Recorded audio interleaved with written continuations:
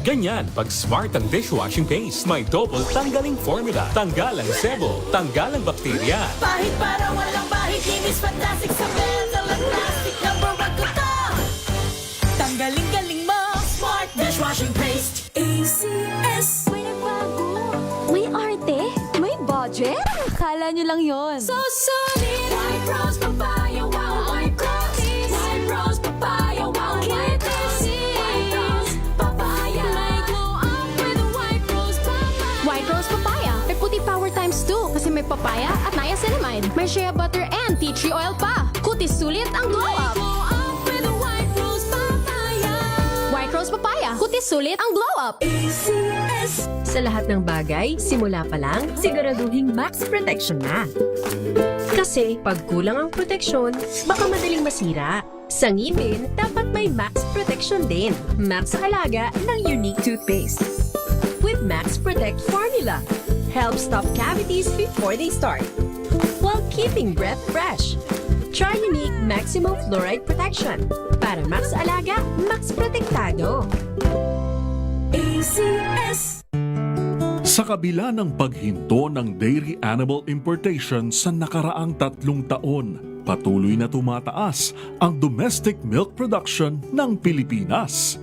Ayon sa Department of Agriculture, ito'y patunay lamang ng mga epektibong dairy development programs ng pamahalaan para sa inaasam na 5% milk sufficiency sa taong 2028. Ngayong Sabado, tutukan ang iba't ibang hakbang ng gobyerno para pataasin ang milk production ng bansa, pati na rin ang mga suportang ibinibigay sa dairy farmers. Dito lang yan sa Masagana Pinas sa DZRH. Ngayong Sabado, June 13, alas 10:30 hanggang alas 11:30 ng umaga. Tayo na sa masaganang Pinas. Sa puso ng kalikasan, natatangi ang prutas ng mangosteen. Ito ay nagtataglay ng antioxidant compounds na alpha, beta at gamma mangosteen. Ang MX3 capsule ay isang food supplement na gawa sa natural na mangosteen.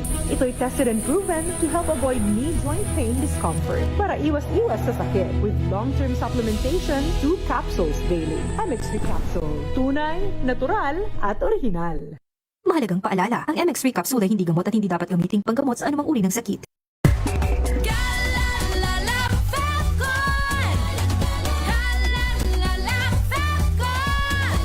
Ang bango ng sampayan. Tara na magsayawan. Calefabton, amoy nakaka-joyful.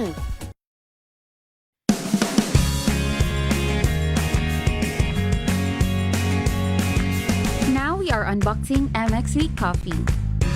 Each box has 10 sachets of low-acid and sugar-free coffee. You can have it hot or cold. Bring it with you anytime, anywhere. Shop at Lazada, Shopee, and in leading drugstores nationwide.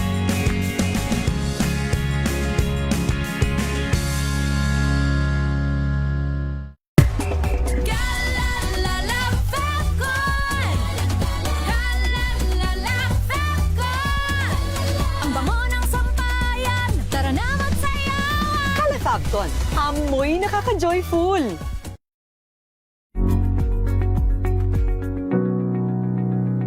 This portion is brought to you by ACS Manufacturing Corporation, ISO certified, maker of world-class quality Pride detergent. Ika nga ng marami, a dog is a man's best friend. Yan ay dahil hindi lang sa kulit o comfort na naibibigay ng mga alagang hayop, bagkus sila rin ay marunong na makiramdam, gaya ng pag-aabang sa tuwing umuwi ang kanilang mga amo, gamit ang kanilang tinatawag na instinct. Ayon kasi sa mga eksperto, bukod sa 5 pandama na mayroon ng aso, tulad ng paningin, pangamoy, pandama, pandinig at panlasa, tulad din ng sa mga tao, ay maaaring mayroon din silang tinatawag na sixth sense. Ayon kay Dr. Malcolm Weir ng VCA Animal Hospital, bagamat walang malinaw na paliwanag sa pagkakaroon ng ika-6 na pandama ang mga aso, aso, may mga anecdote naman ang nagsasabi na ito raw ay nagmumula sa kanilang instinct o increased sensitivity, kung kaya basta-basta na lamang silang lumalapit kapag nakakaramdam ng lungkot o kasiyahan ng kanilang fur parents. Dagdag pa ni Dr. Malcolm, may mga senses din na mayroon ng mga aso na mas malakas kaysa sa mga tao, gaya na lamang sa pang-amoy. Base kasi sa pag-aaral, mas malakas raw umano ng 10,000 beses kumpara sa smell range ng isang tao. Gayun din sa pandinig na mataas na sound frequencies ang kayang marinig ng aso, kung kaya't minsan nararamdaman din ng mga ito na may paparating na malakas na ulan o sama ng panahon. Kaya naman muling paalala ng mga eksperto, mas mahalin natin ang ating mga alagang aso dahil your dog knows you. Para sa MBC TV Network News, ito si Rovic Manuel ng DZRH TV, una sa Pilipinas, una sa Pilipino. This portion is brought to you by ACS Manufacturing Corporation, ISO certified, maker of world-class quality Pride detergent.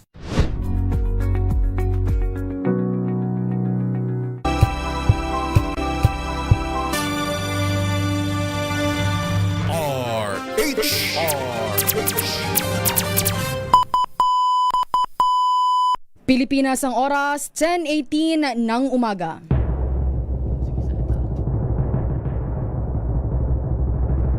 And the Golden Dove for Best Public Service Program Host goes to May Binohan, DZRH. Ito na ang 28th KBP Golden Dove Awardee Best Public Service Program Host, ang Wonder Woman ng Public Service, si May Binauhan. Ang programang naging panata na ang pagsuporta sa lahat ng Pilipino saan man sa mundo sa napakaraming taon. Ang programang nakatatak na sa bawat isip at puso ng Pilipino. DZRH, Operation Tulong. Kasama ang Wonder Woman ng lahat, si Miss May Binauhan, ang tulungang may kasamang balitaan. Live sa DZRH Radio, DZRH TV at online DZRH Operation Tulong. Direktang tulungan at balitaan kasama si Miss May Binauhan sa DZRH Operation Tulong. DZRH Operation Tulong.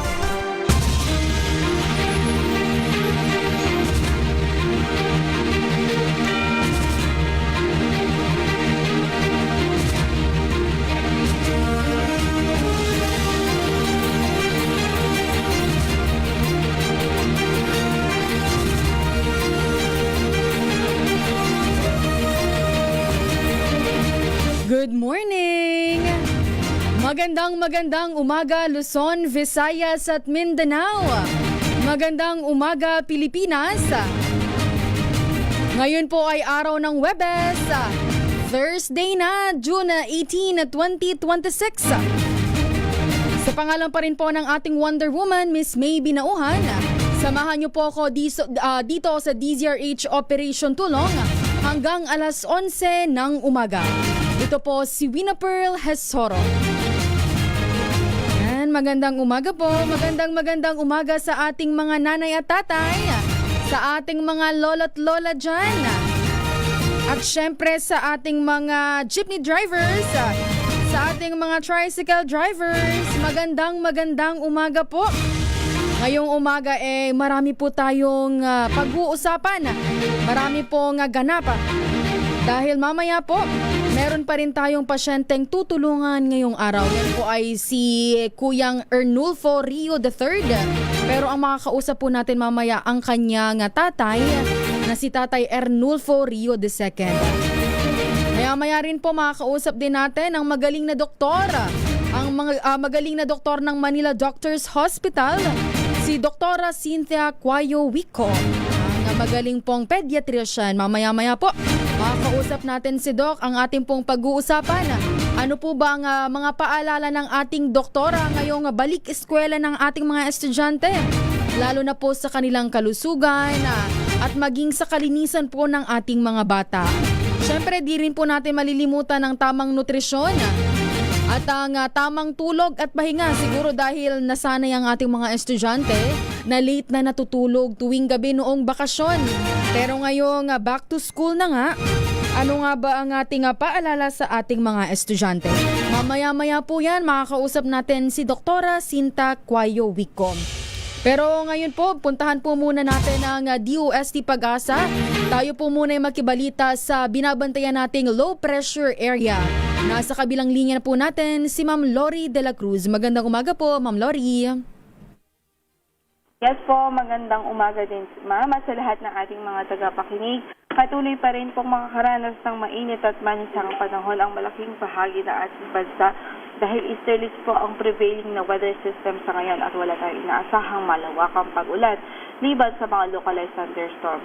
Ngayon nga po ay meron tayong minomonitor na LPA sa labas ng ating area of responsibility at huling nakita yan sa layong 2,430 kilometers silangan ng Eastern Visayas.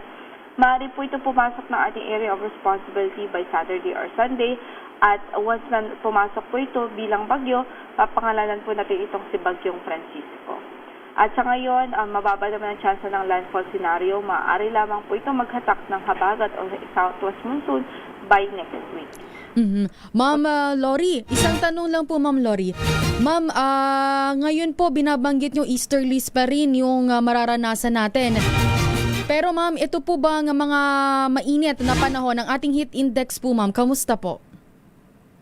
Sa ngayon, hindi na po tayo nag-i-issue ng heat indices for now. Pero asahan natin may kainitan pa rin at may kataasan pa rin ang ating mga temperatures.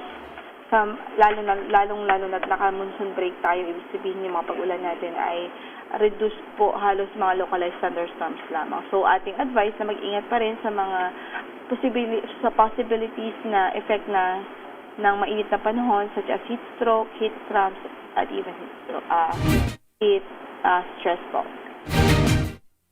Tapos Mama Lori, ito po ang binabantayan po nating LPA. Inaasahan na papasok sa Philippine Area of Responsibility by Sunday at mababa naman po ang chance niya na maglandfall sa kalupaan. Tama po yan, ma'am. Ayun. Maraming salamat po, Ma'am Lori. Good morning. Yun po ang nakausap po natin mula po sa DOST Pag-asa, si Mama Lori de la Cruz. Yan po binabanggit ng ating ahensya ng DOST Pag-asa na by Sunday, inaasahang papasok ang bagyo sa Philippine Area of Responsibility. Pero ngayon nga po, meron po siyang medium chance na maging tropical depression sa loob po yan ng 24 hours ng 24 oras. Pero huli po itong namataan sa labas po ng Philippine Area of Responsibility sa layong 2,415 kilometers east of Eastern Visayas. Ayon po sa Pag-asa, may chance po ang LPA na maging mahinang bagyo sa loob po ng 24 oras. Kung sakali pong pumasok sa PAR, ito pong bagyong binabanggit natin ay tatawagin po sa pangalang Francisco. Yan po sa mga kababayan natin dyan, ingat-ingat po tayong lahat. At bukod po dito, kahapon nga po meron tayong pasyente. Walang iba kundi si Nanay Juana Baruela. Siya po ay taga Angono, Rizal. Si Nanay Juana po ay walang trabaho at dating labandera. Hiwalay po sa kanyang asawa at may 3 anak at na may sari-sari na ding pamilya na binabanggit nga po kahapon ni Nanay Juana na meron po silang hindi pagkakaunawaan ng kanyang mga anak. Si Nanay Juana po ay meron pong katarata at natatakot po siya na baka siya na po ay tuluyang mabulag. Kaya po lumapit siya dito sa DZRH Operation Tulong para po makahingi ng medical assistance. Dahil po dyan, kami po ay magpapasalamat sa ating pong regular donor. Dahil kahapon nga po si Nanay Juana, siya po ay nabigyan ng 2,000 pesos mula po kay Senator Lito Lapid sa atin pong regular donor. At 3,000 pesos naman po mula kay MG Forex kay Sir Michael Guy. At bukod po dyan, nakatanggap din si Nanay Juana ng 2,000 pesos mula po kay Sir Eddie Alvarez at PPG. Ito po ay si Sir Eddie Alvarez at PPG. Parati po yan, parati nagpapadala para sa ating mga pasyente. Maraming salamat po, Sir Eddie Alvarez at PPG. At nakatanggap pa rin po si Nanay Juana ng 1,800 pesos mula po sa mga pinagsama nating donasyon sa ating GCash. Sa kabuuan po, nakatanggap po si Nanay Juana ng 8,800 pesos. Sa muli po, maraming salamat po sa ating mga regular donor, Senator Lito Lapid, MG Forex, Sir Eddie Alvarez at PPG, at sa mga nagpadala po ng kani-kanilang donasyon sa atin pong GCash account. Maraming salamat po. Direktang tulungan at balitaan kasama si Miss May Pinahuhan sa DZRH Operation Tulong. Pilipinas ang oras, 10:27 ng umaga. Ang oras na yan.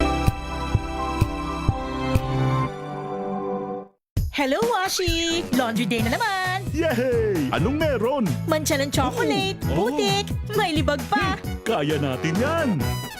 With Pride Washing Machine Detergent, may triple stain-away formula. Tanggalang makapit, madikit, at malupit na dumit mancha. Kaya easy-easy ang labada. Mula noon hanggang ngayon! All you need is pride. All you need is pride. ACS. May nagbago. May arte. May budget. Kala nyo lang yon. So solid. White Rose Papaya. Wow, White Rose.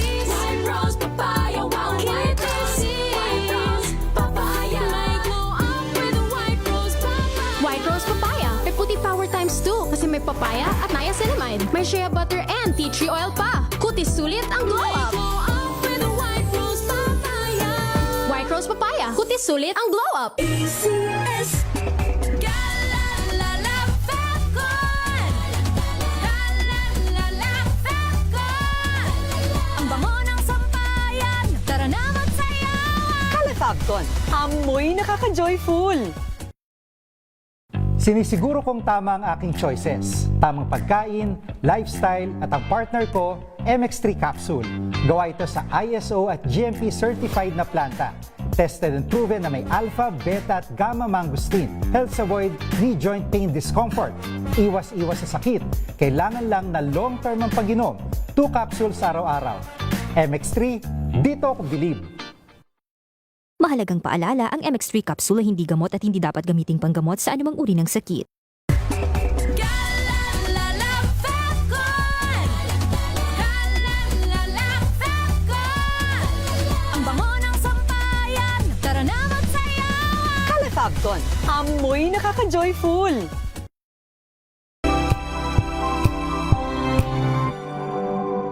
Wow, ang saya.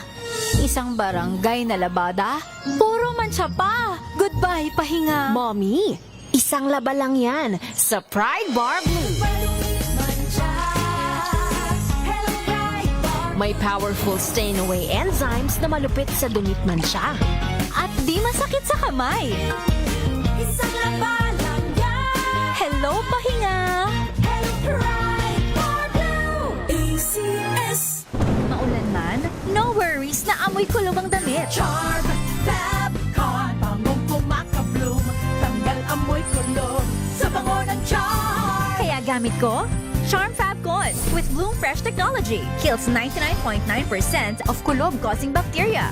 May aroma burst pa of thousands of flowers and berries. Ang sampay sa loob, no amoy kulob. Bangong kumakabloom sa charm. Charm Fabcon. ACS. Tinesting.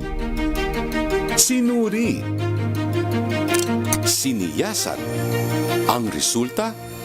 Super effective ang Shield sa pagpatay ng bakterya at virus. Shield Antibacterial Soap. Believe ang mga eksperto sa Philippine Nurses Association. At si Mami. Tiwala ako sa Shield. Shield Antibacterial Soap. Napatunayang mabisa. Ang mga nurse, tiwala. ACS.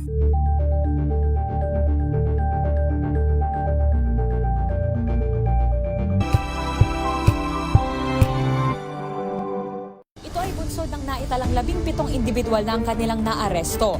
Metro Manila Development Authority o MMDA ang No Contact Apprehension Policy o NCAP sa Metro Manila. Sa ang ilang mga dokumento ay peke. Hindi rin legal ang employment na ipinangako sa kanila. Sa mata ng batas, mananagot ang sangkot at may sala. Dahil sa bawat paglabag, may karampatang parusa. Alamin ang mga pananagutan sa likod ng mga bawal. Dito sa Hoy! Bawal Yan! Tuwing Sabado, alas 11:30 ng umaga. Dito lang sa DZRH TV.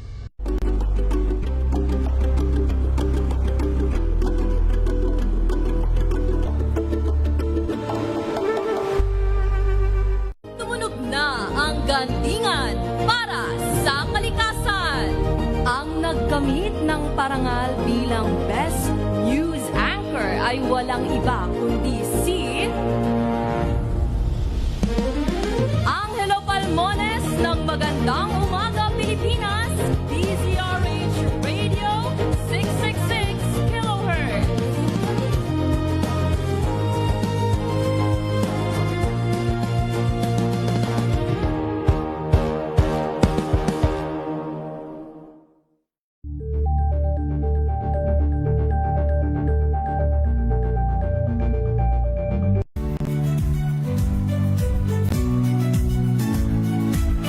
Magandang araw mga kaibigan. Ito po ang inyong balerina ng bayan, si Lisa Makuha Elizalde na nag-aanyaya sa inyong samahan kami at ang aming mga espesyal na panauhin para sa kalahating oras ng masayang kwentuhan sa aming programang Art to Art, kung saan ang usapang sining at kultura ay para sa lahat. Huwag kaliligtaan, tuwing linggo, alas 3:30 ng hapon, dito lamang sa DZRH Radio, DZRH TV, at via online streaming.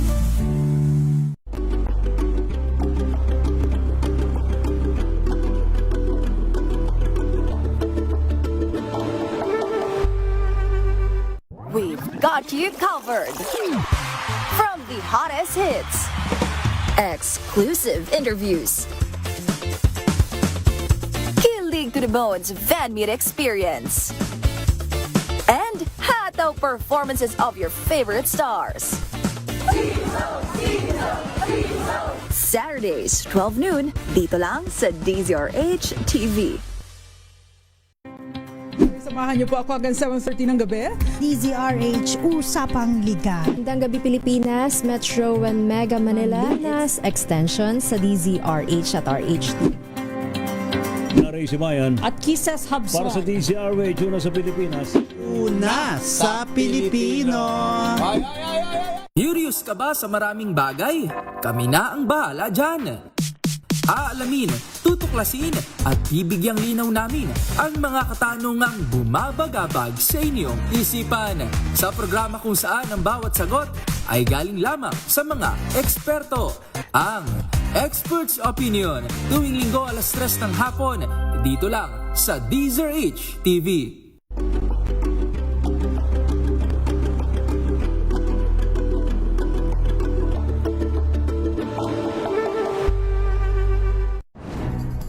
Good vibes ang hanap mo? Dito ka na sa sigurado! Mula sa mga istoryang nagbibigay ng inspirasyon hanggang sa mga kwentong may dalang solusyon. Mga balitang pampagaan ang pakiramdam at pampaganda ng araw. Hindi lang basta good news, kundi the better news. Mula Lunes hanggang Biyernes, 1:00 ng tanghali sa DZRH TV.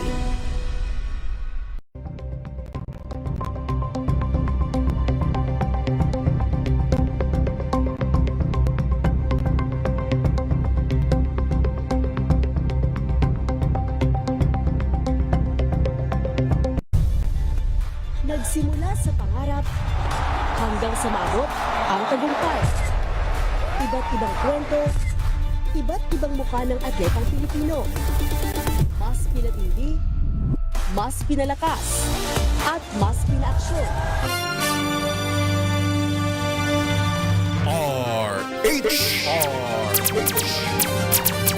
direktang tulungan at balitaan kasama si Miss May Pinahuhan sa DZRH Operation Tulong. DZRH Operation Tulong.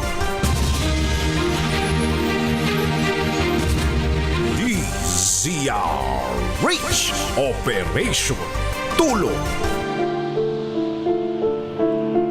10:36 na po ng umaga. Sa punto pong ito, dako na po tayo sa pasyenteng atin pong tutulungan na sa araw na ito. Walang iba po kundi si Kuya Ernulfo Rio III, 25 years old, mula po sa Manila. Si Kuyang Ernulfo po ay persons with disability at meron po siyang epilepsy. 6 years old pa lamang po si Kuya Ernulfo. Dumudugo po ang kanyang katawan at mababa po ang kanyang platelet. After 5 years po nun, na-confine po siya sa Philippine General Hospital dahil nga po sa kanyang karamdaman. Nagkaroon din po ng sugat sa kanyang utak kung saan dumudugo rin po ang kanyang tenga at ilong. Noon po ay sinalinan siya ng dugo. Gumaling naman po si Kuya Ernulfo, pero nagkaroon po ulit siya ng karamdaman. Ito pong focal epilepsy na kung saan bigla na lang po siyang natutumba. Ang kanyang tatay naman po na si Tatay Ernulfo Rio III o Ernulfo Rio II, siya po ang nag-aalaga sa kanyang anak na si Kuya Ernulfo. Wala din po siyang trabaho at ang kanyang asawa po, ang kanilang nanay, ang nagtatrabaho. Maliit lamang daw po ang kinikita ni nanay para po sa pambili ng pangangailangan nila. Pero dito po nga sa Philippine General Hospital ay nakakahingi naman po sila ng libreng gamot. Nakakahingi rin po sila ng tulong sa DSWD every 3 months, pati na rin po ang gamot. Pero kinakailangan pa pong magpalaboratory ni Kuya Ernulfo, kaya po lumalapit po sila sa DZRH Operation Tulong para humingi po ng tulong o medical assistance.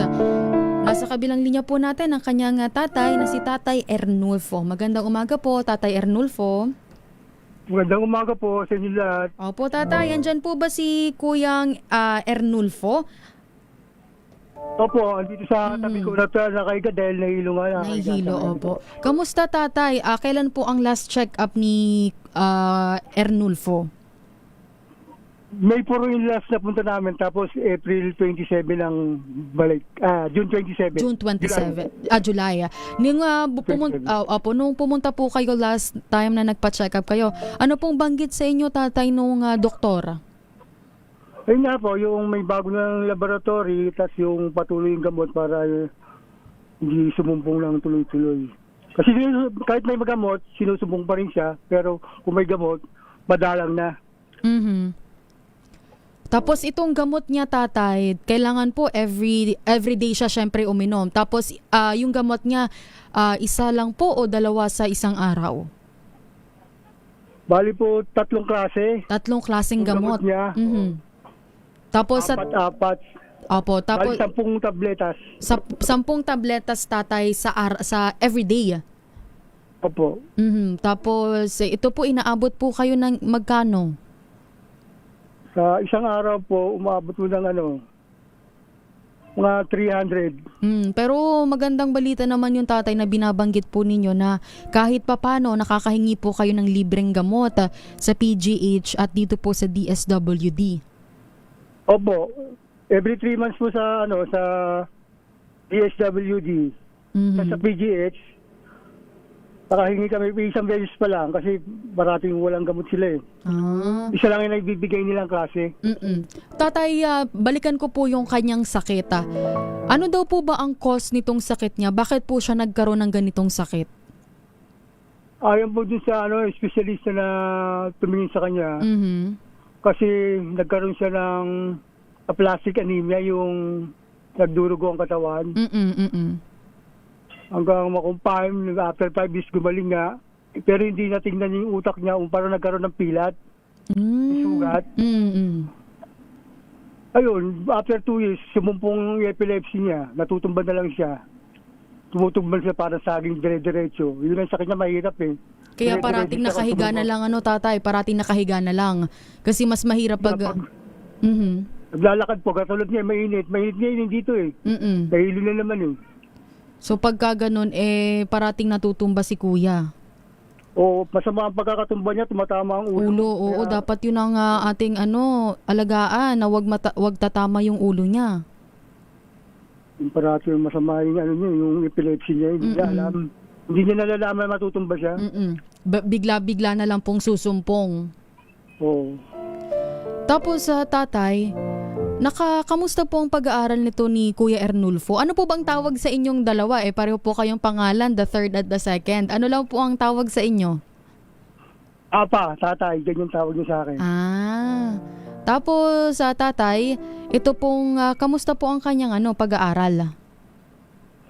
Hindi, kasi nga po, nung magkaroon siya ng epilepsy, yun yung aplastic anemia, nag-full blow, 6 na taon.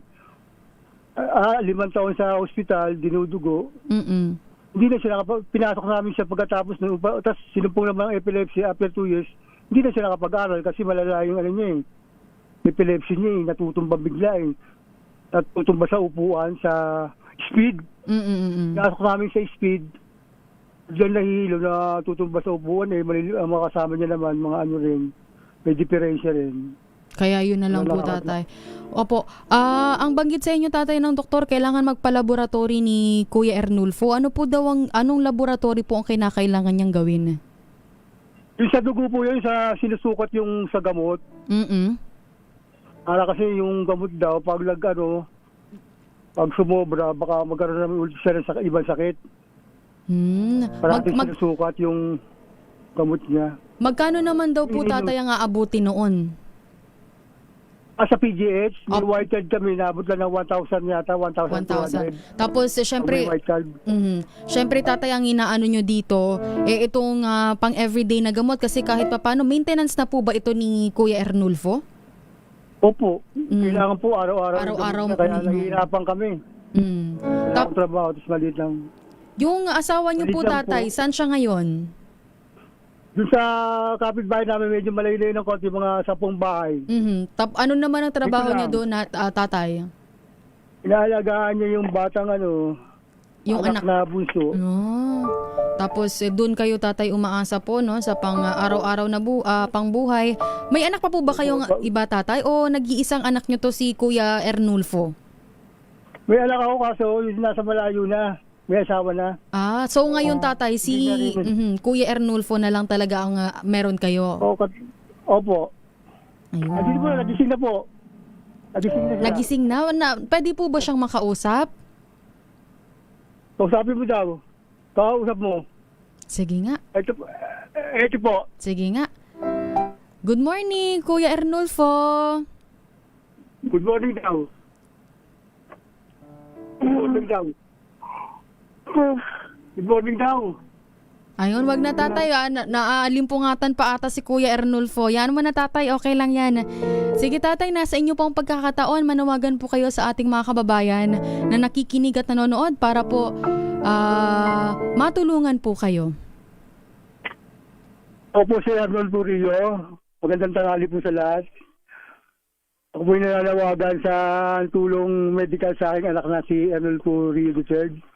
Dahil sa kasalukuyan, wala po akong trabaho at may kulang financial po ang aming buhay ngayon. Nahirapan po kami sa gamot. Kailangan niya ng maintenance sa araw-araw upang hindi sumpungin madalas. Ayun po ang panawagan sa may mabubuting kalooban. Sana itulungan kami. Magandang tanghali po sa lahat. Yan po ang nananawagan po ngayon ay si Tatay Ernulfo Rio II. Siya po ang tatay ni Ernulfo Rio III na meron nga pong aplasty anemia at meron din pong epilepsy. Para naman po sa mga kababayan natin na gusto pong magbigay ng kanilang tulong, pwede po kayong magpadala sa aming pong GCash account. Ang GCash account po ng DZRH Operation Tulong na 0956-197-9471. Ulitin ko lang po ang GCash account ng DZRH Operation Tulong na 0956-197-9471. Pwede nyo pong ilagay dyan na ang donasyon pong ito ay para kay Kuya Ernulfo Rio III. Pero pansamantala tatay, tanggapin nyo po muna ang tulong na ibibigay po ng ating regular donor. 2,000 pesos po tatay mula po sa ating Senator Lito Lapid. Maraming salamat po sa GCRH sa pagtulong. Apo. At tatay, dadagdagan pa po natin yan. Magbibigay pa po ng 3,000 pesos mula pa rin po sa ating regular donor na si Sir MG Forex, si Sir Michael Guy. Sige po tatay, pasalamatan po natin sila. Maraming salamat po sa mga mabubuting tao na tumulong sa amin at sa aking anak, kay Sir Lapid at kay Mr. Forex at sa DCH na patuloy na tumulong hanggang ngayon. Hindi ako kinalimutan at tumulong pa rin. Maraming po sa inyo lahat. Opo tatay, magpagaling po ha. Pasabi po kay Kuya Ernulfo na tibayan niya lang po kahit po kayo. Tatagan niyo lang po ang inyong loob. Ingat po kayo tatay. Huwag niyo lang po ibababa ang telepono. Kakausapin po kayo ni Ate Daisy. Salamat po. Sige po. At yan po ang nakausap po natin ngayong umaga. Ang natulungan po natin ay si Kuyang Ernulfo Rio III na mula po dito po sa Metro Manila. Sa atin naman pong pagbabalik, makakausap na po natin ang ating magaling na doktor, si Doktora Cynthia Cuayo Wico. Pilipinas ang oras, 10:48 ng umaga.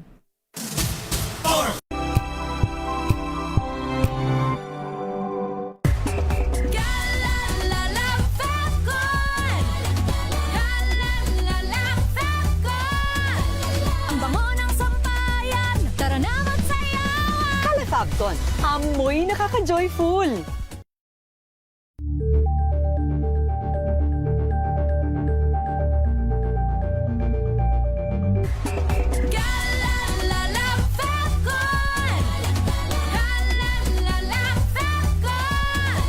Ang bango ng sampayan, tara na magsayawan. Kala Fabcon, amoy nakaka-joyful.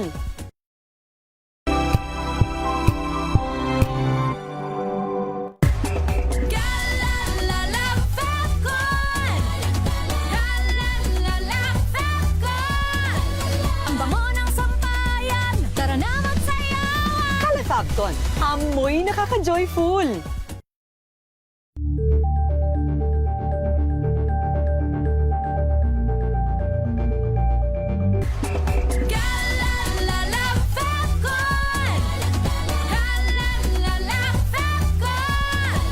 Ang bango ng sampayan, tara na magsayawan. Kala Fabcon, amoy nakaka-joyful.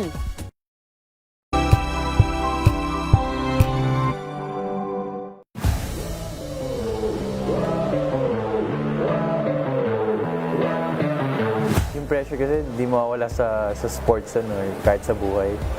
Pero siguro kung paano mo rin take yung pressure, ano yung sasandalan mo, ano yung panghahawakan mo, ano yung mga, siyempre may mga inspirasyon ka, motivation. So yun yung mga sinasandalan ko. Overwhelming, ang daming support, ang daming nagmamahal. Nakakataba ng puso talaga. Naging immature ako pero masabi ko, green flag. Hi guys, ako si Andre Caracut, a professional basketball player. Naglalaro para sa Rain or Shine. Abangan ang aking exclusive interview dito lang sa DZRH TV Matchpoint. Mabuhay ang atletang Pilipino. At yan ang mga latest updates sa mundo ng sports. Para sa MBC TV Network News, ito si Andre Caracut. Una sa Pilipinas, una sa Pilipino.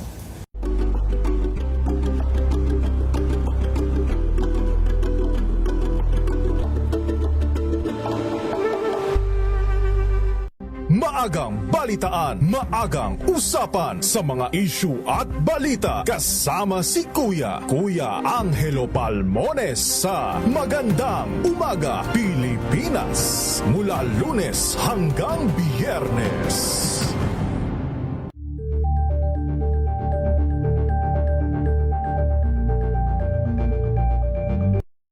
Mga balitang gigising sa inyong umaga. Mga balitang kailangan mong malaman. Mapapakinggan sa ACS Balita sa 2x2.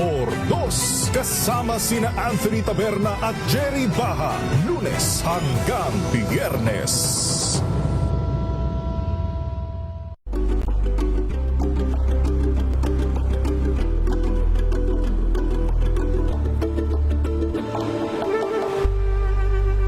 Alamin ang mga maiinit na isyung pambayan, mga balitang kailangan mong malaman, usapin sa pamahalaan, politika, ekonomiya at kabuhayan. Ito ang mga dapat mong malaman, pakialaman at pag-uusapan dahil kayo ang tinig ng mamamayan dito sa Damdaming Bayan. Live sa DZRH Radio, DZRH TV at DZRH Digital. Kasama sina Lakay, Deo Macalma at Elaine Apit. Araw-araw, Lunes hanggang Biyernes. Damdaming Bayan. Direktang tulungan at balitaan kasama si Miss May Pinahuhan sa DZRH Operation Tulong. 9 minuto na lang po bago mag-alas 11 ng umaga. At sa punto pong ito, atin na pong makakausap ang magaling na doktor. Ang ating pong pediatrician wala po sa Manila Doctors Hospital. Magandang umaga po, Dr. Cynthia Cuayo Wico. Good morning, Doc. Magandang umaga. Doc, di ko na patatagalin pa to, Doc. Ano po ba, Doc, ang inyong mga paalala po para sa ating mga nanay, lalo na po ngayon na balik eskwela ng ating mga estudyante? Ay, dapat nga talaga yan. Kasi pagka papasok na, siguraduhin mo, alam mo ang oras ng pasok ng anak mo, gaano kalayo kayo sa eskwela, gaano katagal ang biyahe, gaano katagal mo siyang ihahanda bago pumasok. Therefore, anong oras kayong matutulog sa gabi, babawasan na natin ang pagte-television o kung man ang ginagawa. So, tulog ng maaga para gumising ng tama, o kaya kung panghapon, di mas magaling ng konti. Kaya lang, hindi sila makakatulog ng hapon. Ayun. So, yun lang yun. Pangalawa, is tingnan natin kung ano ba ang, halimbawa, lalo na yung mga bago-bago pa lang pumapasok, magbabaon ba sila ng pera, magbabaon sila ng pagkain, kanin at ulam, magbabaon sila ng tinapay. Pero pagka nagbaon silang ganon, siguraduhin mo, alam nilang buksan yung kanilang baon. Alam yung halimbawa tinapay na nakabalot, pinag-practice mo na siya kung paano, halimbawa yung isang tasty o isang pandesal, pinalamanan mo ng kahit na ano, alam niyang balatan yon, alam niyang kainin yon. Practice kayo sa bahay. So, kunyari, papasok, maglalagay sa bag, o time na ng recess, kukuhanin mo yung bag, may baon siyang tubig. Alam mo yon, yung parang dress rehearsal. Ayun. Oo. Nakakalimutan natin yun kasi kung minsan hindi naman, sa dami ba naman yung papasok, hindi naman yan maaasikaso lahat ng teacher. Ayun. So, kailangan tayo, sa bahay pa lang, alam na natin kung ano yung looking forward tayo kung ano yung mga gagawin ng anak natin sa loob ng eskwelahan. So, practice ang kailangan natin. Pero, Doc, ano po ba ang madalas pong sakit na nakukuha po ng ating mga estudyante sa paaralan? Meron po ba, Doc? Pagka kasi may sipon na yung bata, huwag mo na papasukin. Kasi makakawa yung nasa harapan niya, magbabahin siya yung nasa side niya. Tapos kung aircon pa yung kwarto nyo, talaga namang magkakapalitan ng ulo yung mga yan. Kasi hindi naman ganun kakonti ang eskwela natin, lalo na sa public school. Maski na sa private school. So, tapos, nagkapagka magbahin yan, nagsingan ng sipon, umubo yan, isang katermang mikrobyo na ang lumalabas, ang virus. So, ang dali nating makahawa. So, kung meron na siyang lagnat, may ubot, may sipon, makakatulong tayo sa kanya, makakatulong tayo sa iba, huwag na nating papasukin. Mag-communicate na lang with the teacher. Hindi naman yan nagme-medicine na isang oras na absent na, malaki mawawala. Kailangan lang natin silang ipahinga, painumin ng maraming tubig, at kung kailangan gamutin, sa bahay na lang po tayo para makapagpahinga. Ayun. Doc, nabanggit niyo po kanina ito nga bawasan na nga po ng ating mga estudyante. Parang idisiplina ng mga nanay ang kanilang mga anak, nabawasan na ang panonood ng TV o kaya naman na cellphone para makatulog ng maaga. Pero Doc, speaking of tulog, ilang oras po ba talaga ang kailangan natulog ng mga estudyante natin? 8 oras. 8 hours, Doc, no? Lalo na yung mga lumalaki, kailangan kasi silang matulog talaga. Parang to restore their energy. Oo, kasi hindi pwedeng hindi. Tapos, alam mo yung mga yan, kahit nasabihin mo, papasok sa eskwela, after pag pumasok na yan, kahit nakamo half day lang yan, hindi na yan makakatulog ng tanghali. So, wala na silang yung, parang yung nakakatulog ng tanghali, ay nakakagbawi-bawi ng konti. Wala na yun. So, maaga pa lang, pagdating sa bahay ng bata, pakainin ng konti, pagpahingahin, huwag nang panoorin ng TV, mag-aral na para agad makatulog. Okay? Kasi wala namang mangyayari kung hahayaan mo pa silang mag-YouTube, mag-TV, o kaya mag-iPad. Ito ang ating problema. iPad or iPhone. Yan ang problema natin ngayon eh. Kasi kung tayo nalilibang tayo sa iPad, iPhone, di syempre ang mga bata. So isipin natin, mas kailangan nila ang tulog. Mas kailangan nilang kausapin mo. Gusto sila makinig at manood sa iPad or iPhone. Ayun. Doc, panghuling tanong ko na po, Doc. Ano po bang inyong mga mensahe sa ating po mga magulang at estudyante para naman po maging ligtas po ang kanilang school year 2026 to 2027 at syempre maging malusog? Una-una, pagka oras na ng tulog, huwag nang manood ng TV. Saka na lang yun, hindi naman nauubos yung palabas sa television or sa YouTube, whatever yung ibig mong sabihin, o kaya sa cellphone. Matulog po tayo ng maaga. Kailangan ng mga bata ang tamang tulog sa gabi. Tapos, pagkagising sa umaga, siguraduhin mo, halimbawa, yung hindi pa pumapasok ngayon, siguraduhin mo, tama yung orasan mo. Pagkain, paliligo, pagbibihes, okay, paghakuha ng bag, nakahanda na dapat yung bag at lahat ng dadalhin para larga na tayo sa umaga. Kasi ang problema, lahat tayo nagmamadali sa umaga. Cramming na. Nakakalimutan natin yung pagkain at pag-inom ng bata. Ayun. So, yun ang practice nyo na yan kung hindi pa nagsisipasok. Orasan mo, time it. Anong oras na kayo gigising para tamang-tama yung pagbaba mo ng bahay, tamang-tama yung biyahe mo hanggang sa eskwelahan or paglalakad hanggang sa eskwelahan. Kasi kung kailan papasok, doon mo lang, alam mo naman kung gaano katagal kayo papasok sa eskwela. At mga kinderbukol or grade 1 na malayo eskwelahan, alam mo na kung gaano katagal. So, magpataan ka na ng oras. Hindi alam ng bata yung, you should have a schedule. Kailangan mga 2-3 days may schedule ka na para hindi sisinghap-singhap, aantok-antok ang bata. Kawawa naman siya. Tapos sa gabi pa lang, tama na yung pag-iPhone, tama na yung panonood ng tama na yung matulog ng maaga para at least makatulog ng tama. Para pagising sa umaga, hindi masungit. Ayun, tama talaga yan, Doc. Lalong-lalo na sa mga bulinggit pa lang, dapat bata pa lang, maaga pa lang, turuan na natin ang disiplina. Turuan na natin ang cellphone, hindi laruan. Turuan na natin ang TV, hindi laruan. Ayun. Okay? Kasi kung hindi, saka ang TV, ang cellphone, hindi tagapag-alaga ng bata. Kayo ang mag-alaga ng bata, hindi mo iiwan sa cellphone. Ang pag-alaga ng bata, kasi ikaw nagsa-cellphone din. Ayun. Yan ang mga... yan ang matindi ngayon di ba? Thank you so much, Doc. Anytime. So, ulitin, Doc. Apo, thank you so much, Doc. Ang nakausap po natin mula po sa Manila Doctors Hospital, si Dr. Cynthia Cuayo Wico. DZRH Operation Tulong.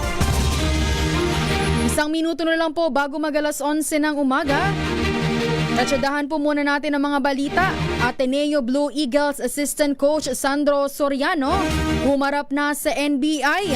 Ang buong detalye sa report ni RH15 Giselle Recafort. Giselle? Uwi na dumating si Ateneo Blue Eagles Assistant Coach Sandro Soriano.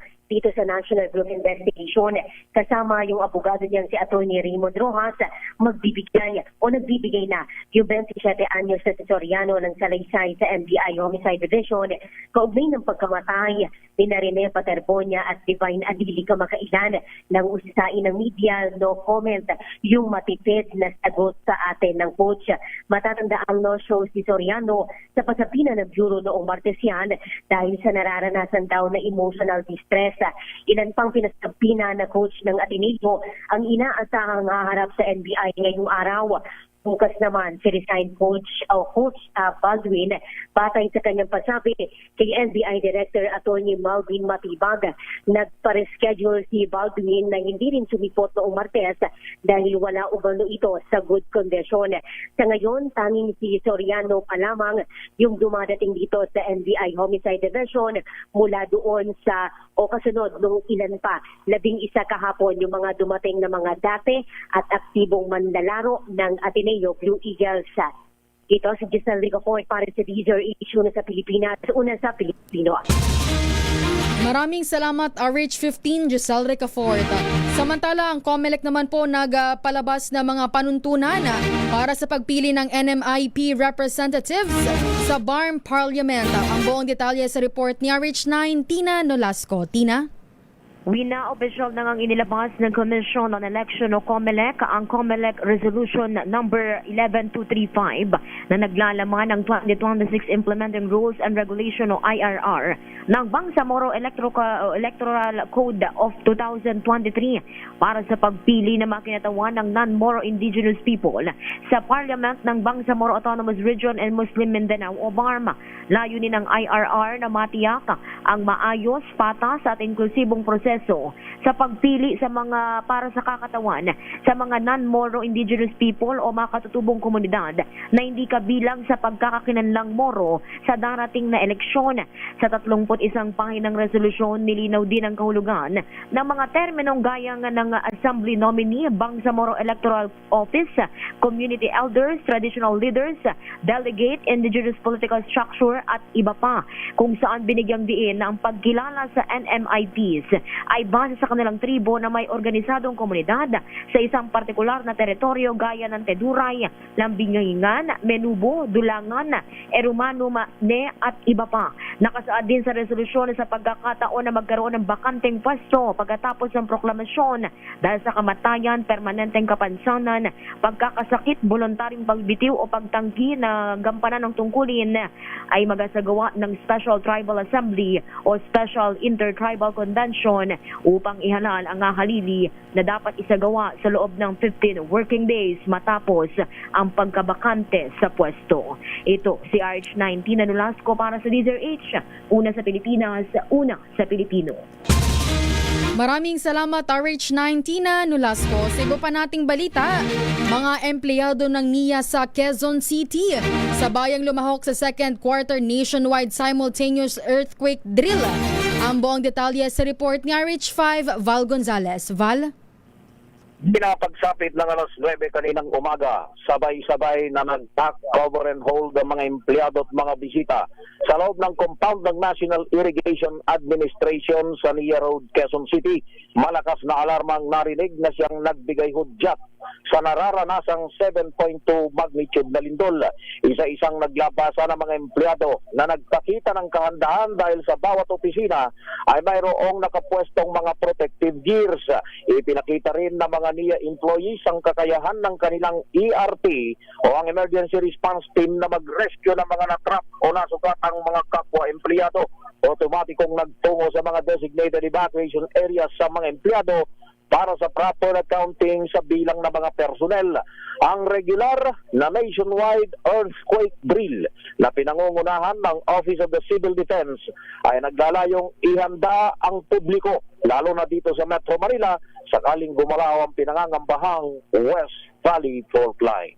Ako si Val Gonzalez, DZRH, una sa Pilipinas, una sa Pilipino. Maraming salamat RH5 Val Gonzalez.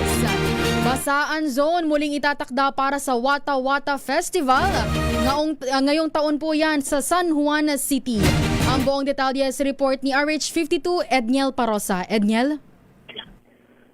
Pilipinas sa ikalawang sunod na taon, magpapatupad ng kontroladong basaan zone ng lungsod ng San Juan para sa tradisyonal nitong Wata Wata Festival. Ayon kay Mayor Francis Zamora, papayagan lamang ang basaan sa bahagi ng Pinaglabanan Street sa tapat ng City Hall mula kanto na Domingo hanggang kanto ng P. Guevara.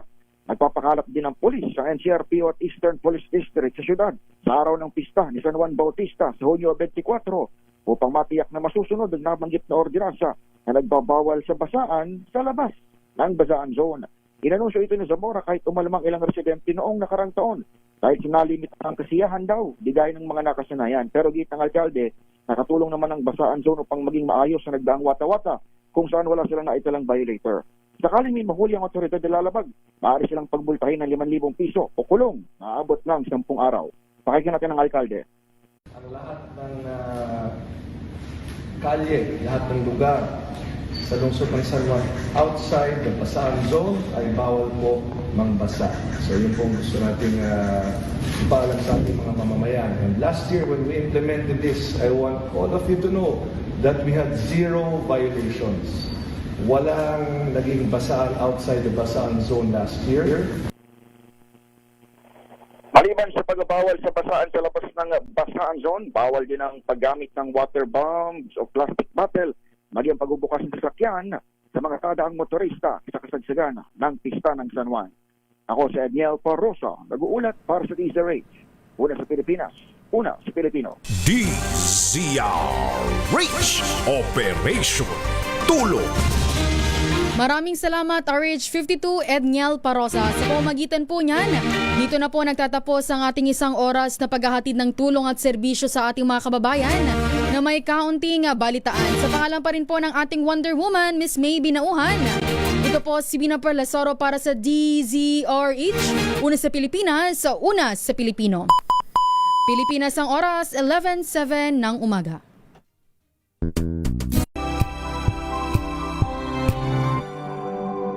Wow, ang saya. Isang barangay na labada, puro mancha pa. Goodbye, pahinga. Mommy, isang laba lang yan sa Pride Bar Blue. May powerful stain-away enzymes na malupit sa dunit mancha. At di masakit sa kamay. Isang laba lang yan. Hello, pahinga.